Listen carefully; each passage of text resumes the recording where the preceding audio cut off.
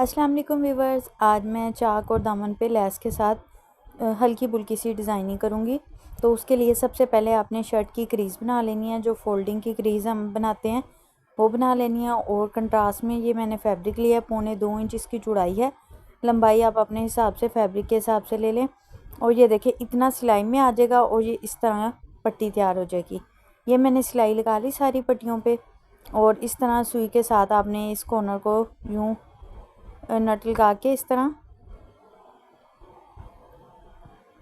इसको सीधा कर लेना है। चाहे तो आप इस तरीके से सीधा कर ले, चाहे किसी पेचकस वगैरह या कोई पतली बारीक सी जो चीज़ हो जो इसमें से आसानी से गुजर जाए उसके साथ भी आप सीधा कर सकते हैं।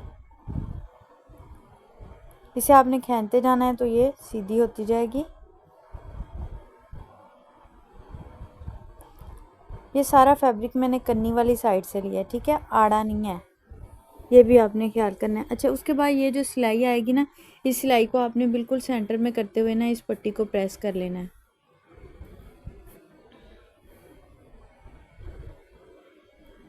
सारी पट्टियाँ मैं प्रेस कर लूँगी।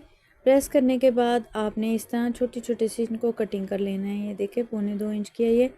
तो वैसे आपने अपनी लेस की चौड़ाई देख लेनी है, उस हिसाब से इस तरह आपने लेस के अंदर रखना है।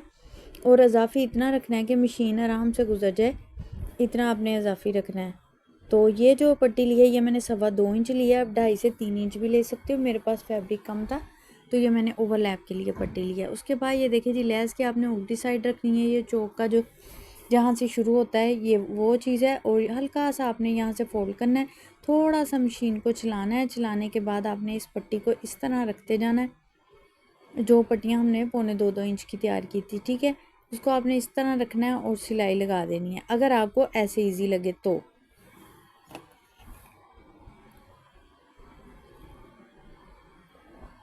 यूँ आपने थोड़ा सा आगे बढ़ाना है इसको। ये देखिए मशीन जितना पाँव है ना, यानी जितना मशीन का इतना मैं सिर्फ गैप रखूँगी। तो मैं ये मशीन के पाँव का ही हिसाब रखते हुए ये लूप्स लगा लूँगी। अच्छा, और एक और तरीका है, अगर आपको इस तरह मुश्किल लगे तो वो वाले तरीके के साथ भी आप आसानी से लगा सकते हो। अब दूसरा तरीका ये है कि ये इस तरह जो आपने लूप्स तैयार की हैं ना, पट्टियाँ तैयार की हुई हैं, इसको इस तरह आपने पहले ही लेस में से इस तरह गुजार के और सिलाई लगा देनी है। जो सिलाई आपने लगानी है ना वो लेस के ऊपर ना आए, यानी कि लेस जो है ना इन पट्टियों के अंदर घूमे, यानी कि जब आप पट्टियों को मूव करो तो मूव आसानी से हो जाए, ठीक है। इतना यानी कि गैप होना चाहिए, यानी सिलाई जो है ना ये लेस के ऊपर नहीं आनी चाहिए। ये इस तरह सारी जितनी आपने पट्टियाँ इसके अंदर रखनी है, यानी परोनी है वो परो के, तो एक्स्ट्रा जो धागे हैं ना इनको आपने इस तरह कटिंग कर लेना है।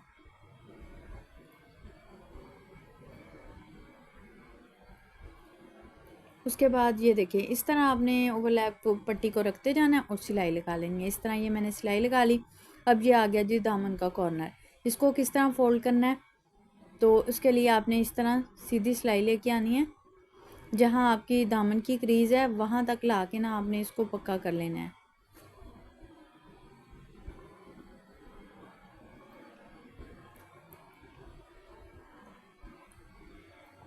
पक्का कर लिया, इसको मशीन में से निकाल लेंगे। निकालने के बाद आपने इसको इस तरह फोल्ड कर लेना है।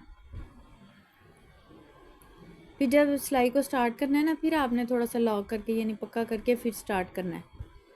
तो ये देखिए इस तरह आपने लूप को सेट करते जाना है और फिर ओवरलैप की पट्टी रखेंगे और ऊपर सिलाई लगा देंगे। और अच्छा, नीचे वाला फैब्रिक, लेस और पट्टी आपने एक बराबर खिंचाव में लेनी है। ये नहीं कि शर्ट के फैब्रिक को आपने लूज छोड़ देना है, वो सही तरह से सफाई नहीं आएगी, लूज़ हो जाएगा ना वो शर्ट का कपड़ा और ये टाइट हो जाएगा तो सही से सफाई नहीं आएगी। कोई भी यानी इन तीनों में से कपड़ा आपने बहुत ज़्यादा ना खींचना है ना बहुत ज़्यादा लूज होना है।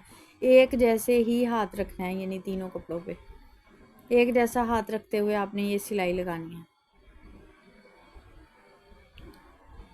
ये सिलाई पूरी करने के बाद अब आप दूसरा कॉर्नर देखें दामन का।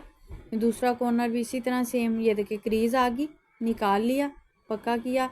और सेम उसी तरीके से ये चाक वाली साइड आ गई। अब इसको इस तरह फोल्ड करना है आपने।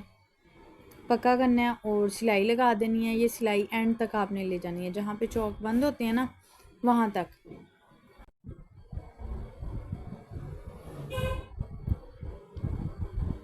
अब ये देखें फ्रंट साइड की जो है ना, ये मैंने पूरी कंप्लीट कर ली।